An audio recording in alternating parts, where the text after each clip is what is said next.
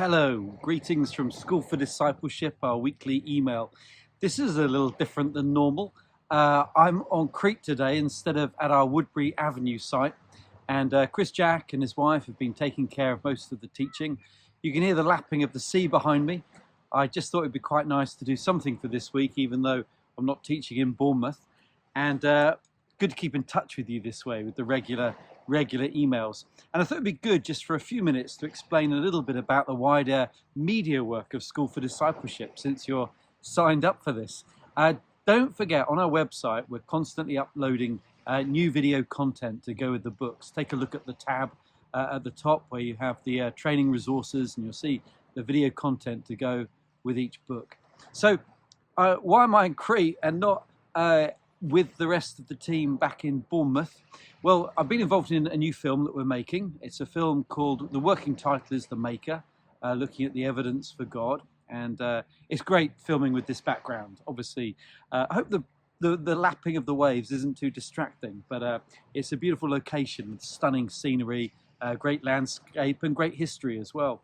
It's part of a series of films. This is the latest. So we've already done a 2-hour documentary on the archaeology of the Holy Land. We did one on the life of Jesus. And just a heads up, we've got a brand new one just about to launch. We're going to launch evening at Lansdowne Church at the end of May on a Sunday evening. So if you can join us then, we'll be showing for the first time a part of the new film, Discovering the Bible. And that's where we follow the story of the Bible from how it was written, how it was copied, how it was distributed.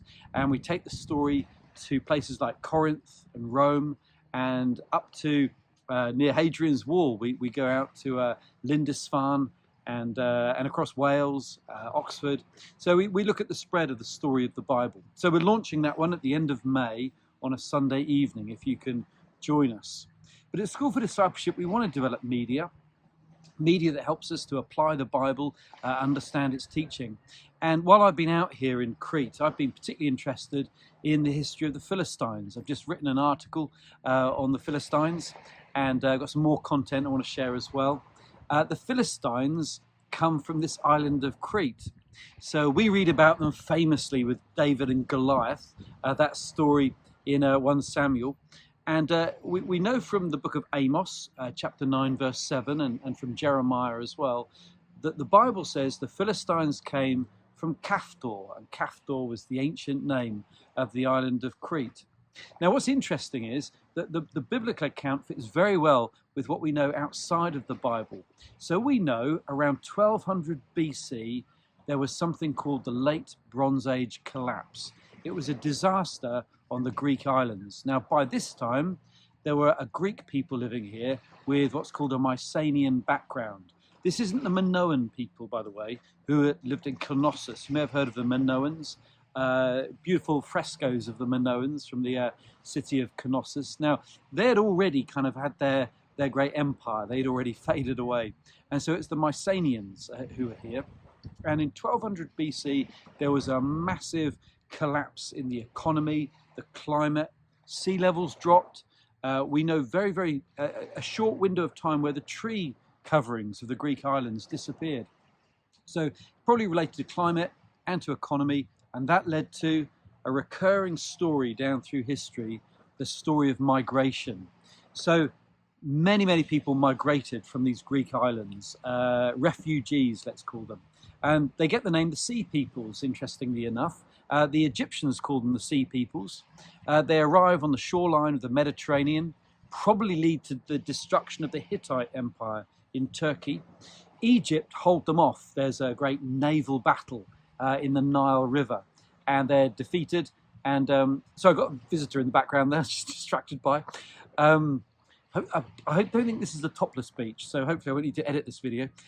So the Egyptians managed to defeat them under Ramses III. And again, the dates are really precise. This is about 1175. So they're driven away. The only place where they really settled properly is in Canaan, the land where the Israelites are. And there are 5 cities in particular that they're associated with. Gosh, I must go for a swim later if I can fit it in. Anyway, they settle in the towns. This isn't a normal School for Discipleship talk, by the way. They settle in those towns, which we know as the Philistine towns, Ashkelon, Gaza, and We know from the archaeology a very distinctive Greek pottery style emerges. We know that this all came from Crete, so it's Crete customs and diet and culture and so on. And they are arriving not long after the Israelites had come out of Egypt. So that's why there's a lot of tension. It was the people of Dan, the tribe of Dan, that was supposed to settle where the Philistines end up settling. So the Danites, who were supposed to be there, they head north and settle in the north of the land of Israel, where they weren't supposed to be. So the Philistine people are in conflict with the Israelites, and that's how we might want to just forget the story. They do disappear later in history, defeated by a Neo-Assyrian empire, and they are gone. The name Philistine continues, though. The Hebrew name was Pelishtim. The Egyptians called them the Peliset. The Greek name would be Philistine, and then the Latin would be Palestine, and that's the background to the word Palestine, the Palestinians, and of course that's a modern day tension of the Palestinians. That's a whole big subject. Now that's the name that's continued, but the people themselves, they immerse, intermarry, eventually disappear. But what's interesting is before we see them disappear, there are many Philistines, a number, who are obviously more friendly to the Israelites. So we have Obed-Edom, who in 2 Samuel looks after the ark with his family, and they're blessed by God. And then a very interesting Philistine called Ittai, who's from Gath. Now that's the same town as Goliath, and he's a great friend of David, very loyal to David during a civil war that happens. And also Ittai is a follower of Yahweh. He uses the name Yahweh to describe his loyalty to the God of King David. Now that's really interesting because Gath is the hometown of Goliath.